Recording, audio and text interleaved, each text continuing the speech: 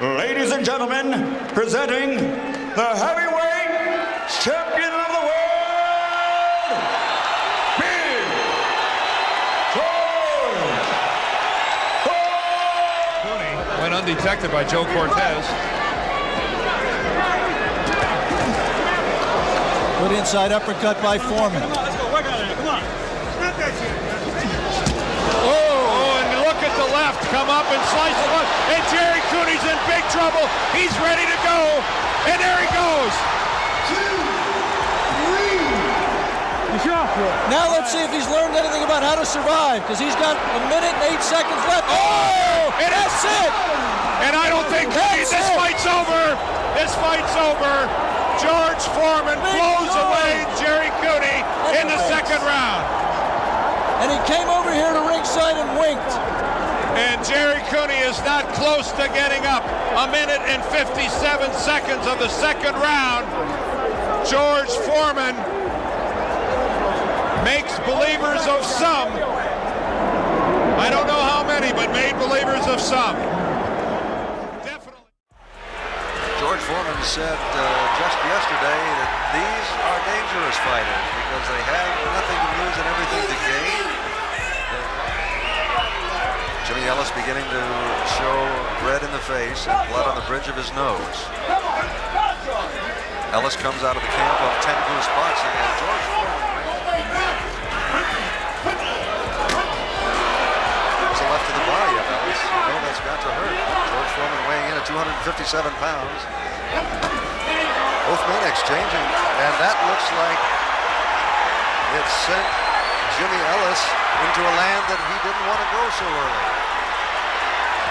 Sensing the kill, George Foreman moves in. Jimmy Ellis trying to... It's now a matter of time. As Foreman sets his man, Richard Steele looking into his eyes. There's a left uppercut as Foreman moves away. There's another left that staggers Ellis. Ellis is out on his feet as he holds on. There is a right to the chin of Jimmy Ellis, yet he is game. He still stands on. There's another combination that sends him reeling against the ropes. There's a left to the head, a right to the head, and Richardson to the chin. There's a left that misses, a left that hits him in the face. Ellis counters, but those left rights of George Foreman get through, and there's a lot to get through. There's a left flush on the face of Jimmy Ellis. Foreman throws a left right again. Ellis counters, and he is... A right uppercut by George that misses. There's a left uppercut. There's a left to the head of Ellis. Another left. Left and right combination. That overhand right going to the head of Jimmy Ellis. Ellis trying to hold on. Foreman looking to measure his man. There's a left to the face of Jimmy Ellis. And Richard Steele stops the bout.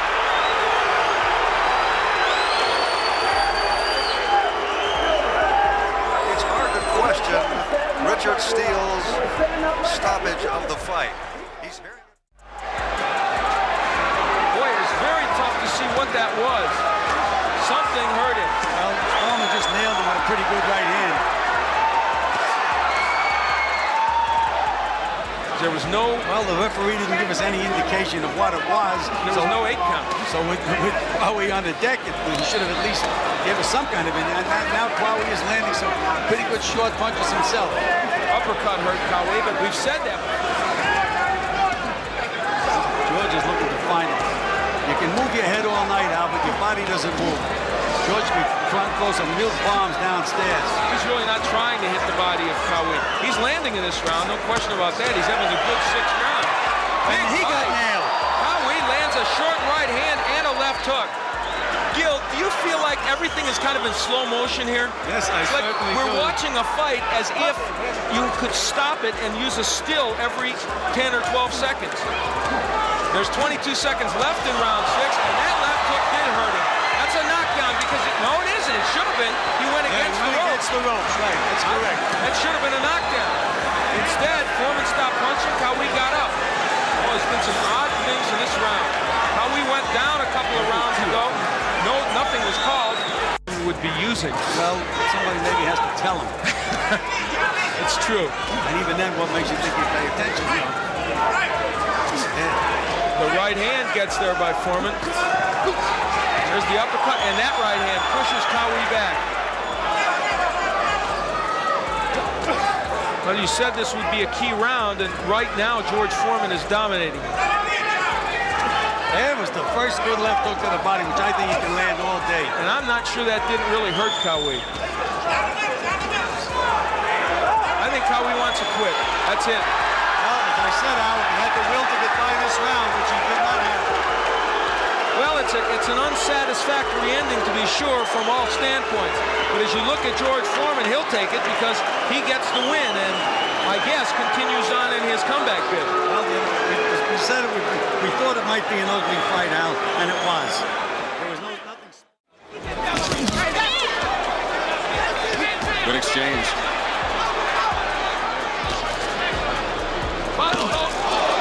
Looked like he ran into a little bit of a left hook. Oh! Foreman on the attack. You're not kidding.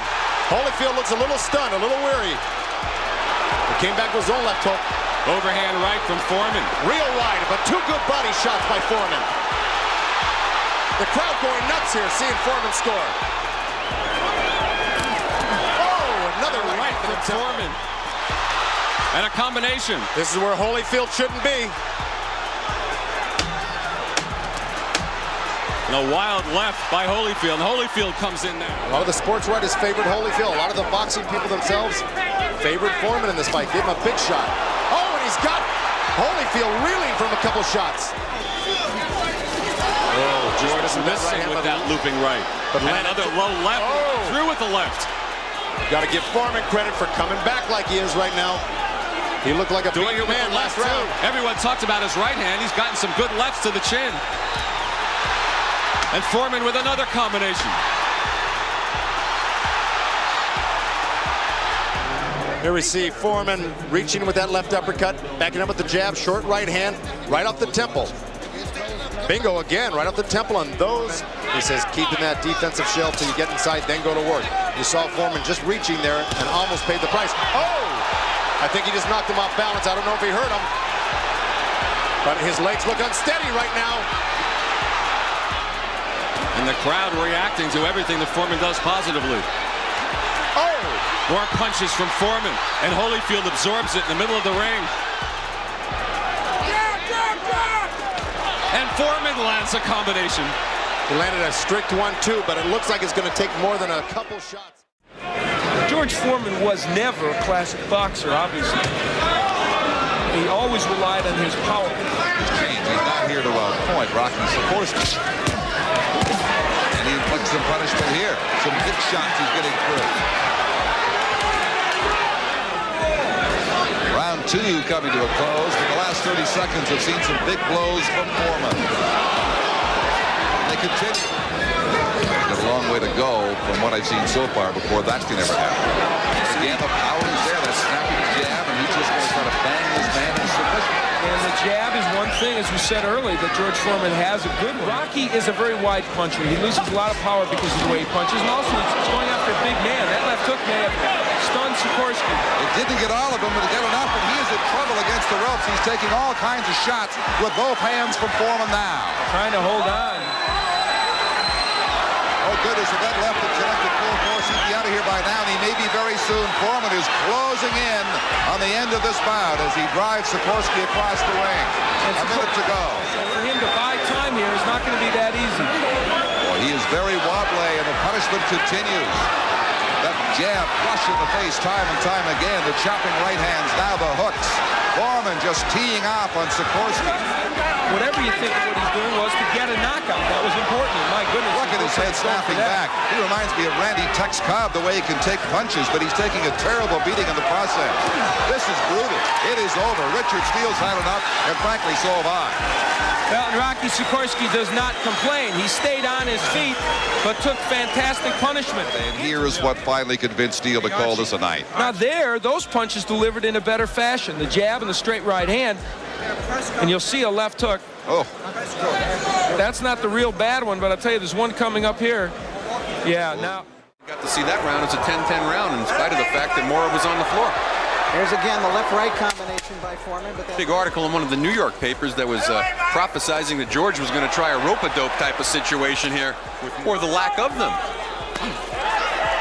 Moore's punches are landing cleanly. He's got to be... Good body shot from Foreman. 77 through 87. Stayed out of boxing, ballooned up to 320, 350 pounds. There's a good left hand by Foreman. And now Foreman coming forward and moving Moore back a little. Nice work with that right hand from Moore. Foreman still dangerous. Two right hand. George ran into an uppercut, though, on the way in and trying to follow up. Moore took two really good right-hand leads from Foreman and came back and was able to fire on his own. Right hand from Foreman again, partially blocked by Moore. You got a question at this point, is Foreman's punch totally gone, or does Michael Moore have a better chin than we all gave him credit for? To go now. He possibly already is in a position of needing some real drama. There's a right hand that forced Moore to give ground. He backs Moore into the ropes. The betting windows to bet on him, driving the odds down, much the way that the odds were driven down in this fight when they saw Foreman look in reasonable shape. And now George, following the advice of Angelo Dundee. And like you said, there's the left hook from Foreman. That one rattled Moore a little bit. And another punch from Foreman and another left hook. So George had to adapt, and there he goes. He's walking into the left hook. George Foreman enjoying his best round of the fight here in round 10. There's a right hand. Down goes Moore. He's flat on his back. He may not get up. He's not moving. Moore could be about to lose the heavyweight title. I don't believe this. Joe Cortez pulls off the count. It is over. Holy and George Foreman has pulled off the miracle that no one thought possible. George Foreman Moore is still down. Moore cannot get up. George Foreman, very calm, very cool, very collected, continues to stalk Pierre Coetzer, continues to wade in, throwing good shots to the body, good shots to the body. Coetzer. Very impressive the way he's making every punch count. Huge left and right. There's another left jab. Scheduled 10 rounds.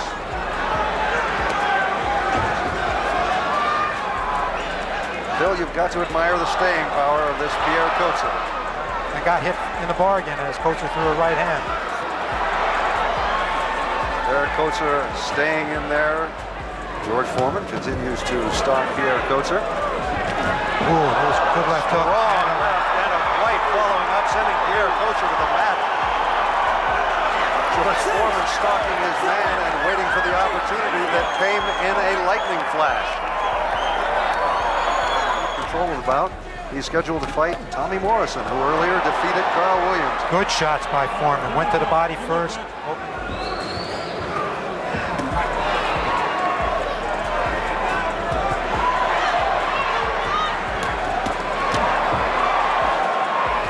George Foreman now going on the... What kind of fighter both is. He hasn't had the head rallying shots by Foreman. Hasn't had the kind of competition. I'd be inclined to go with Coetzer. To the left eye of George Foreman. George Foreman continues to swell somewhat. Doesn't appear to have the overpowering strength. There's some strong left-right combination by George Foreman that buckles Pierre Coetzer, and a right sends the South African to the canvas. 5, 6, 7. We have over a minute left in round number 8 as George Foreman has sent Pierre Coetzer to the canvas. Second time in the fight that he scored a knockdown. He wades in now with uppercuts. Edilson Rodriguez from Sao Paulo, Brazil.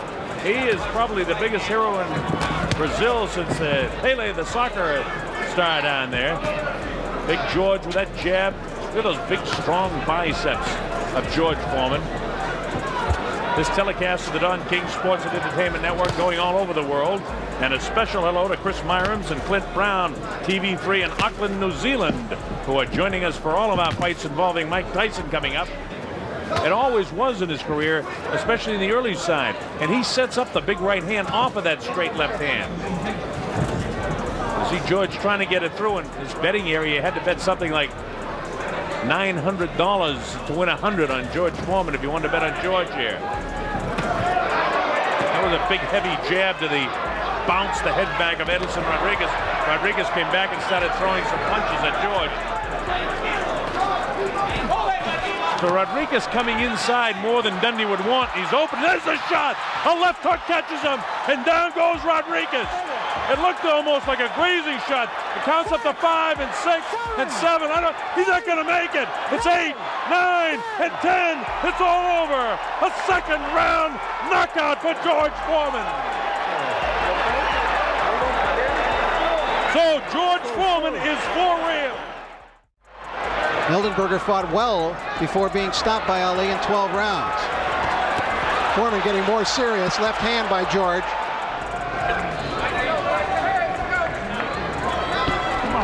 Nice left jab by Foreman. Angelo Dundee wants more jabs from Foreman, and that's the way he starts here in round 5. That's a good jab from Foreman.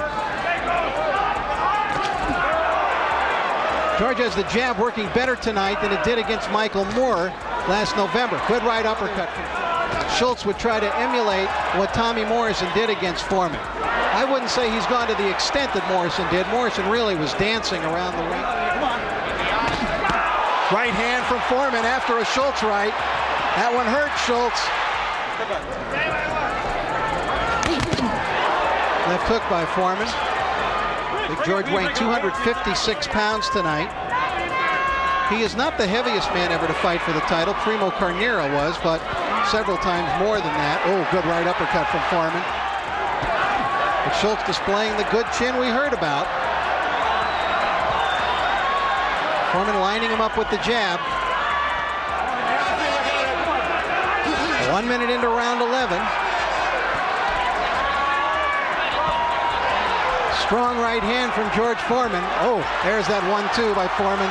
And Schultz.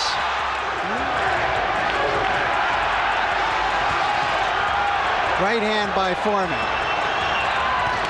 Some of the fans here in the arena taking up a USA chant now to counteract the German fans in attendance.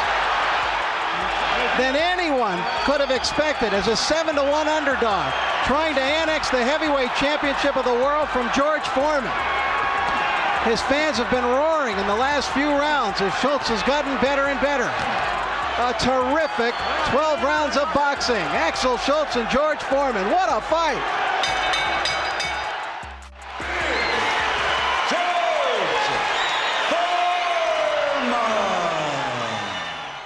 And tonight he is facing an opponent. If George, when he was coming back, would... Oh, and right off the bat, Lacusta wobbled. Even though he's at 261.5, one of the highest in his comeback, feels if he wasn't working out and fighting, he could balloon 280, 290, 300 pounds. George, and he made $1.5 million against Cooney. Now here's where Foreman is turning up the heat. Yep. Lacusta came out and he tried to get the control of this fight. Oh, and Michael Dokes and Razor Ruddock, he went the distance with Berbick, stopped by the other three. He has actually faced better fighters than George has during George's comeback. The light heavyweight Oh, speed. there's George turning it on. Right now, Ken is trying to use his light heavyweight speed, trying to move around Foreman. But it's just a matter of time. Target practice for George. Turned up the intensity this round. And then, for instance, in the Cooney fight, where really picked up the intensity and the combinations, and he has picked it up early in this one. Again, against Foreman, figure they may be able to move and stay away. But eventually, Foreman has found everybody. It's taken 13 years before Canada is ready for George Foreman again. Going to the body of Ken Lacusta. Matter of fact, that exhibition, and there goes Lacusta here in the third. And the crowd going wild. Foreman now will intensify his effort. As Foreman said before, you can take no one for granted. And there goes Lacusta down for the second time. Will he make it? No! It is over. Lacusta goes out with a bang.